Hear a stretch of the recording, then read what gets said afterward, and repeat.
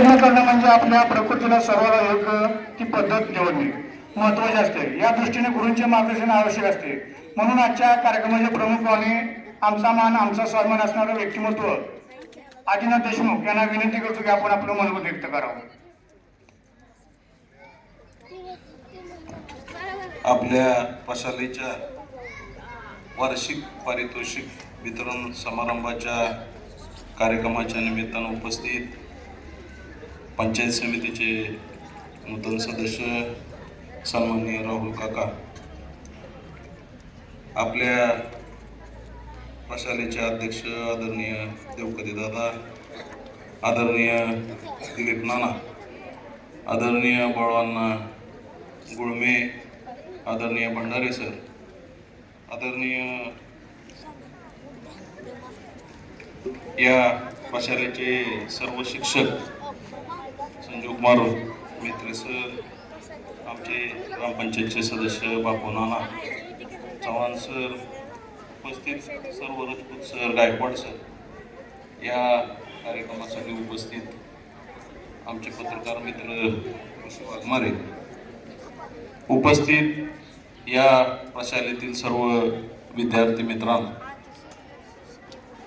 आताच आपण सर्व विद्यार्थ्यांना ज्यांनी यश मिळवलं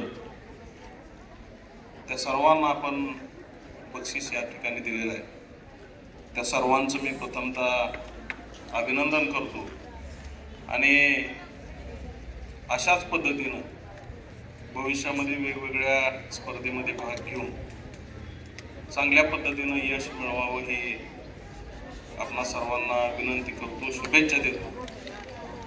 खरं तर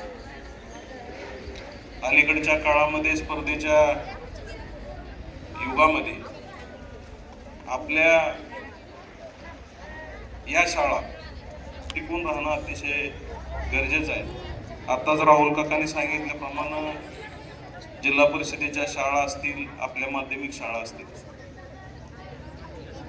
या सर्व शाळांमध्ये शिक्षणाचा दर्जा सुधारण्याची जबाबदारी ही आपल्या सर्वांच्या वरती आता आलेली आहे आणि आपल्या गोरगरिबांच्या मुलांना चांगल्या पद्धतीचं शिक्षण देणं, ते भविष्यामध्ये मोठे अधिकारी असतील किंवा वेगवेगळ्या क्षेत्रामध्ये त्यांचं नाव लौकिक मिळवणं ही आता आपल्या सर्वांची जबाबदारी झालेली आहे आणि आपल्या प्रशालेच्या माध्यमातून चांगलं काम या ठिकाणी होतंय। त्याबद्दल सर्वच शिक्षकांना आणि प्रशालेच्या सर्व स्कूल कमिटी असतील सर्वांना मी या ठिकाणी धन्यवाद देतो।